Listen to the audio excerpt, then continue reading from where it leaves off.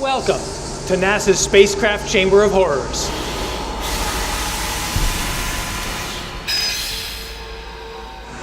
Here, spacecraft and components suffer through a grueling battery of tests, all in an effort to see if they are truly capable of performing their mission and surviving the rigors of spaceflight.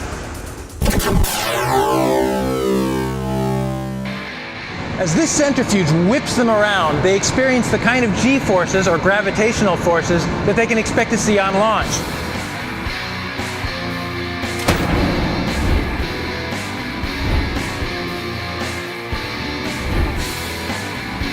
Now, this centrifuge is not for human use.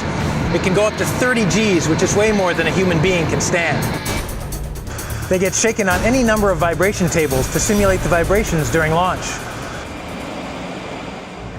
There's no sound in space, but the ride up can be noisy enough to break things. Inside this acoustics chamber, the instruments are blasted with noise in order to make sure they'll be able to survive the rocket trip to space.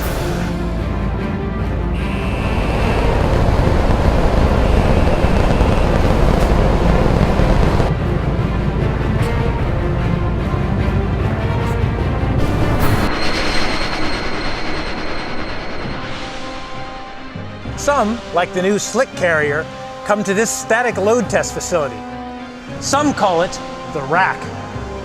Inside this frame, hydraulic actuators operated by a team of engineers push and pull the new composite payload carrier, testing its ability to withstand the stresses of launch and re-entry.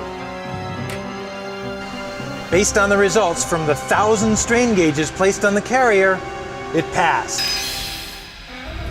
In the electromagnetic interference test chamber, radio waves are blasted at the instrument to see if they will disrupt its operations. The instruments are also tested to see if they produce any radio waves that could interfere with other instruments or systems. This is the Space Environment Chamber.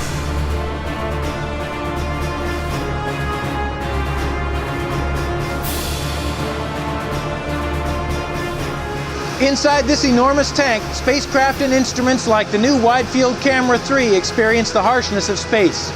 The air is pumped out to simulate the vacuum of space, and then the real testing begins. This chamber can heat to a blazing 300 degrees Fahrenheit, and then drop to minus 310 degrees Fahrenheit.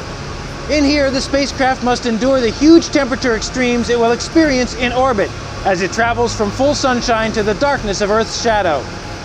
A typical test can take many weeks.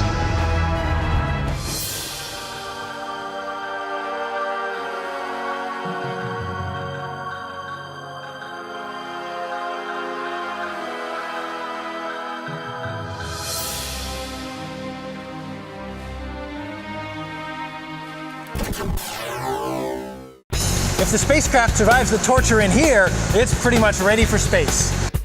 If not, better it breaks here than after launch. Here we have the ability to understand the problem, correct it, and test again. All this testing helps reduce the risk of failure on orbit and increase the spacecraft's potential for scientific success.